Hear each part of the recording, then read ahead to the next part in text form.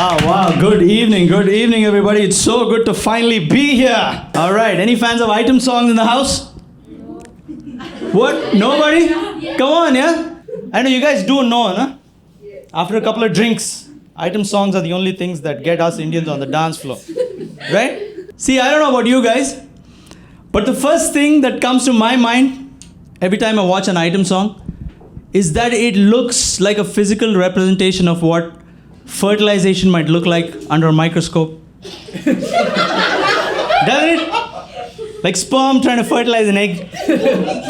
300 million guys. That's how many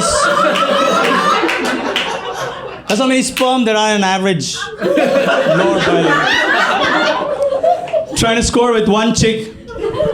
Going, Jumma! Jumma!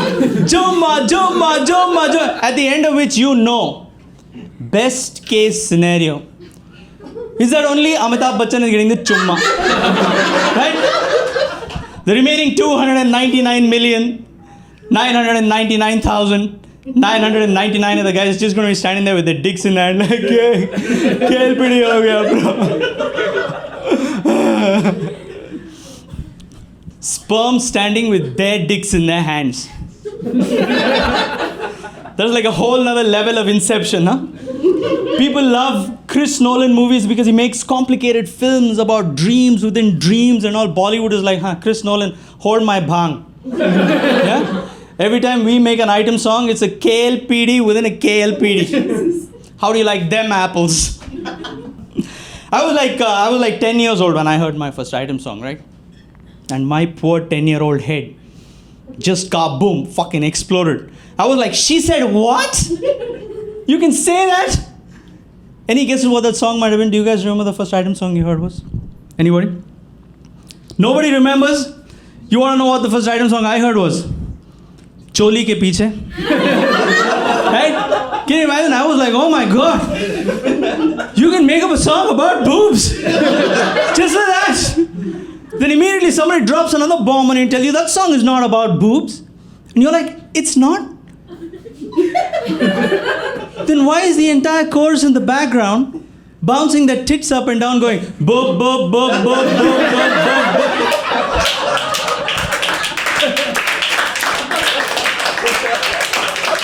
This is exactly how they fuck with your head, right? Make you feel like a pervert for thinking what they made you think in the first place. I mean, no wonder Indian men have this constant double bind of confusion. Where everything around you is trying to turn you onto an itch that you're definitely not supposed to be scratching. That's why I think the Me Too movement, I think, was actually good for Indian men. You know why? Because we found out that men are the same all over the world. And all the Indian men were like, whoo! Thank God, yeah? Because we Indian men, we poor Indian men, we have had the reputation for being creepier than the average male for the longest time, right? I think it's because we have grown up in a culture in which creepiness is not frowned upon, it's celebrated. Because if you watch our movies, the hero and the villain are both harassing the heroine. The only difference is that the hero sings his harassment. Right? Because if you say, hey, kya mast lag rahi hai, chalna, khandala chalte hain, machate hain, kya bolte hain, padak, you'll get one tight slap. Right? But if you say, hey, ding, ding, ding, ding, kya bolte hain, right? All the girls will be like, oh my God.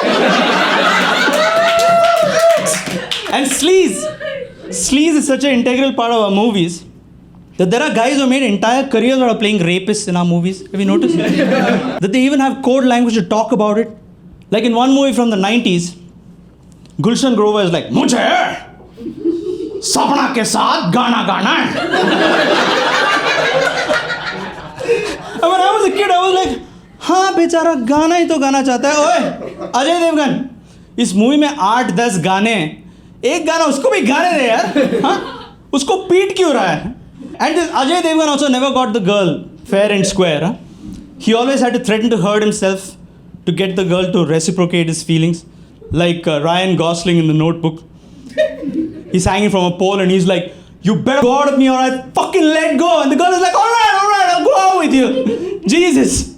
Like in one movie, Ajay Devgan climbs out to the top of the building with a bottle of poison. And he's like, मैं जहर P के यहाँ से कूद जाऊंगा, मैंने प्यार तुम्ही से की.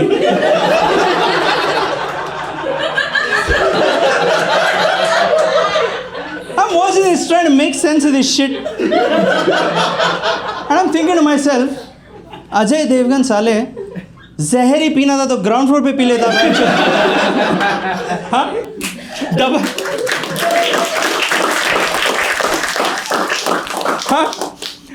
डबल सुसाइड क्यों कर रहा है? सिंगल सुसाइड कर, like a normal fucking human being.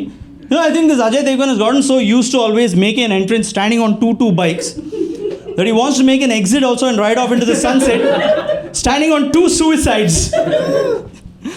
You know, I think they should make a movie with Ajay Devgan called Lingam. Right? That would be a perfect name for Ajay Devgan film. And don't you hate how we just so blindly copy everything from the West? I mean, it doesn't even have to be anything good as long as we can pour some sleaze and some sex all over it. I'll give you for example. Now, there's this song by Jennifer Lopez called Play. You guys have heard this song? Play, come on, play that song. J-Lo is singing a song about going to the club and requesting the DJ to play some other song. I'm like, what? Even you don't want to listen to this song. Why the fuck am I listening to you sing about how awesome some other song is? Just directly sing that song, na then. And we idiots, we go and copy the same thing. You guys have heard this? DJ wale babu mera gana baja de, DJ wale babu mera gana baja. And what's our contribution to the song? We just add some sex to it, right? Because halfway through the song, she just stops saying Ghana. She just starts shoving her ass in the camera going, Baja de, Baja de. And the guy's like, Baja do, Baja de. You're like, whoa.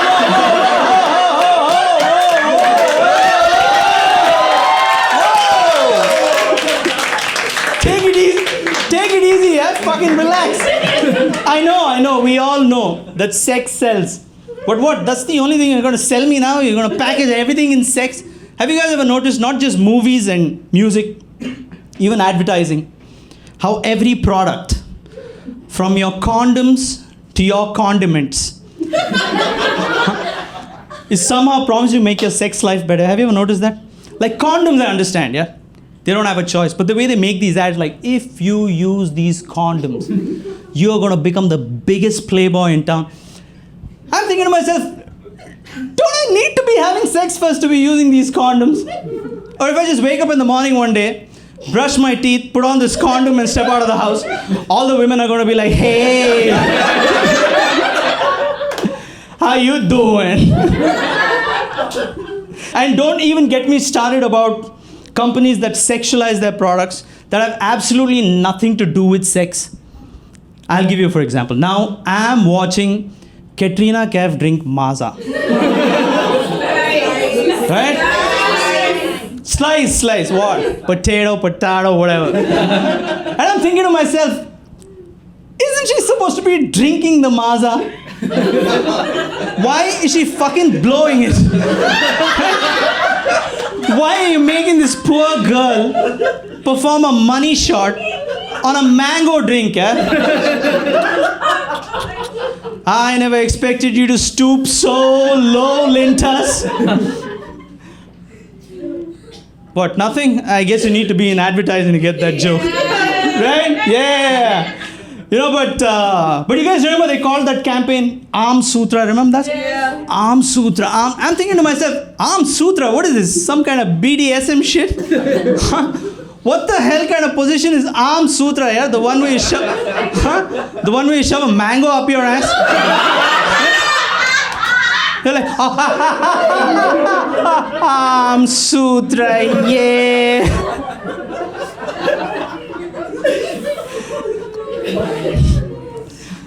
And endorsing this product was so traumatic for poor Katrina.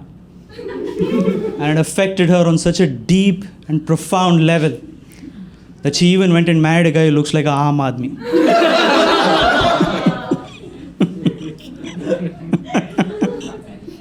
You know, sometimes it really makes me wonder, like demonetization. If tomorrow they say, that's it, You are not going to be allowed to sell any more sex. Both these industries of movies and advertising would just fucking collapse overnight like the Twin Towers, right? The only thing on screen would be that boring Doordarshan ka screensaver. Remember that made you want to fucking kill yourself? Remember that? Anybody old enough to remember that?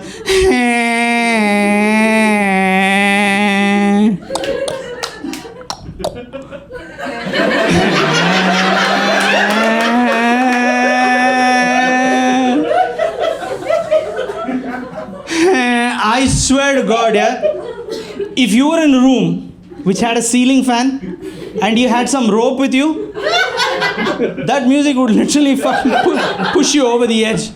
But I'm not saying there aren't worse things in the world, all right? There's hip-hop music, for example, which is probably as misogynistic and objectifies women just as much. But at least, in their defense, these guys have the decency to clean up their music before they play it on the radio, right? Because you can't play, I wanna fuck you. You can't play that on the radio, yeah? But these guys are so smart.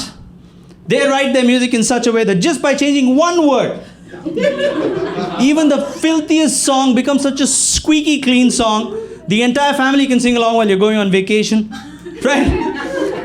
Grandparents and grandkids are all group hugging, I wanna love you, and it's so cute, right? But our music has only one version, right? And that's the creepy version. And some of these songs, they don't even have any lyrics to clean up. It just sounds like what a guy would sound like at the end of a porn clip. Like, you tell me, how the hell do you clean up a song whose entire chorus is just a guy going, Aja, Aja,